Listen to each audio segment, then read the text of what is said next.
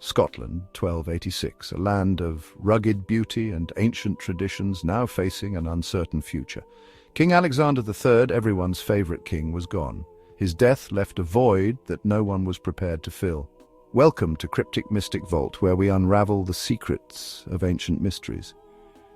A terrible riding accident took his life, and there was no one clear to take his place. The kingdom was plunged into uncertainty. The kingdom was in danger. Without a strong leader, the stability of Scotland was at risk.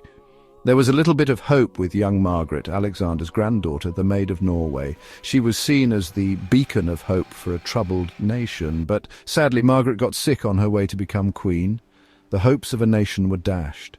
She died in Orkney, never even reaching Scotland. Her death left the kingdom in a deeper crisis. No one was left to be king or queen. Scotland fell into chaos. The once united kingdom was now a land of turmoil. Strong nobles, called the Guardians of Scotland, stepped up to rule.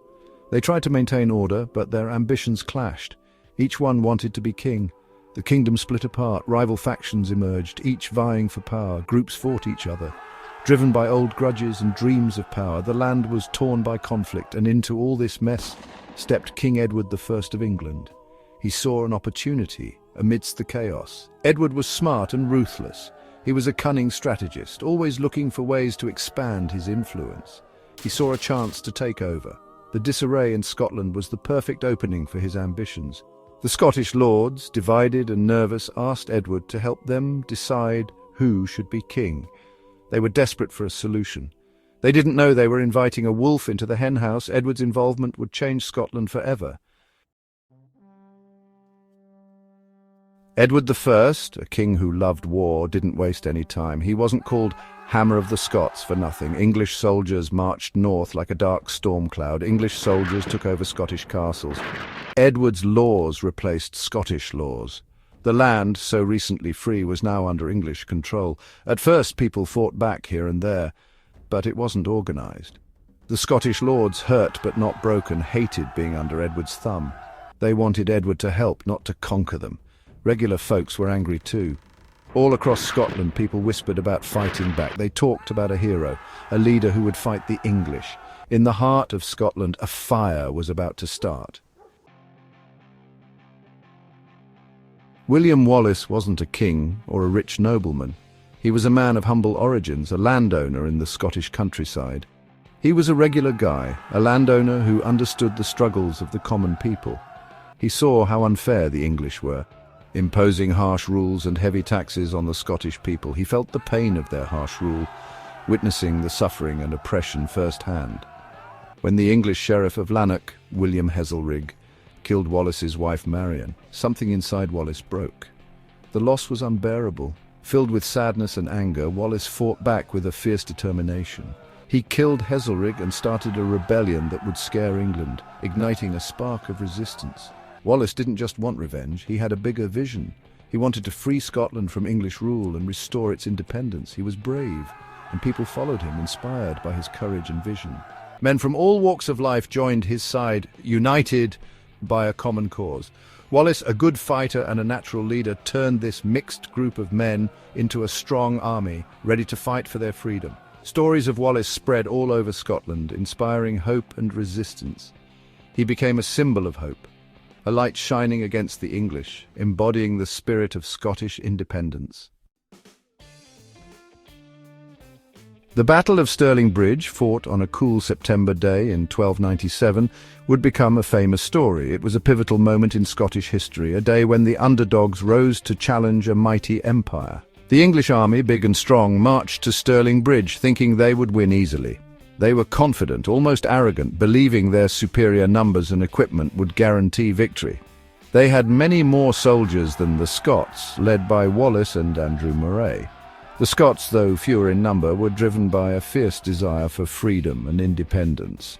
But the English made a big mistake. They underestimated their opponents and overestimated their own strategic prowess. They thought the Scots were weak and not very smart. This arrogance would be their downfall. The bridge was small and made of wood. It was a narrow crossing, not suitable for large armies.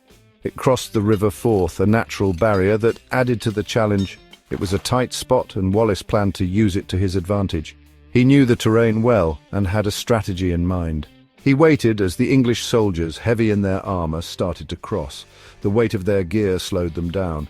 When the time was right, Wallace attacked. His timing was perfect, catching the English off guard. The Scottish army, angry from years of harsh treatment, charged forward. Their fury and determination were unmatched.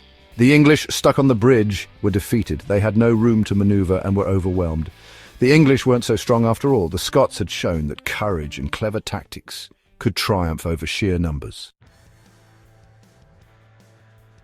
Edinburgh Castle, high on its rock, was more than just a fort. It was a symbol of Scotland's history and freedom.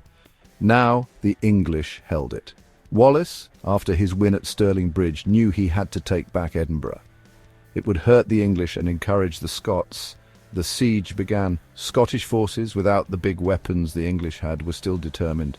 They attacked the castle walls with everything they had.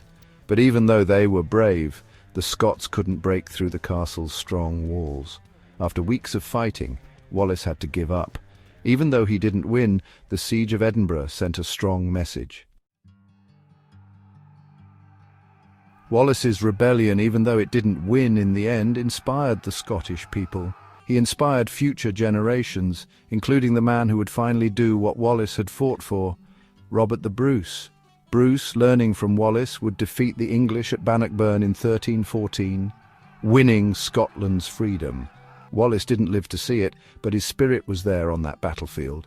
William Wallace, the ordinary man who stood up to a powerful empire, died a sad death. But his memory lived on, a light that would always show Scotland the way to freedom, and that's a victory bigger than any battle. What if William Wallace had won?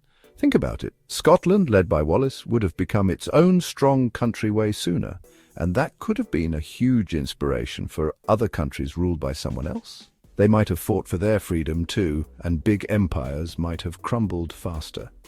Gap 3S. Things in Europe would have been totally different. Maybe some of the big wars wouldn't have even happened. Wallace would be even more famous than he is now, and Scotland could have been like a shining example of freedom for the whole world. With Wallace in charge, Scotland could have teamed up with other new countries. Imagine a bunch of independent countries working together, all about freedom and making their own choices. It's like a chain reaction of freedom spreading across the planet. Gap 3S. Okay, so things didn't go exactly that way. But William Wallace's story still shows us something amazing. It reminds us that people always want to be free, and they're willing to fight for it. In this what-if world, Wallace winning would have changed everything, not just for Scotland, but for everyone. It's pretty mind-blowing, right? Don't forget to like, comment, share, and subscribe for more mind-blowing discoveries and thrilling adventures into the past.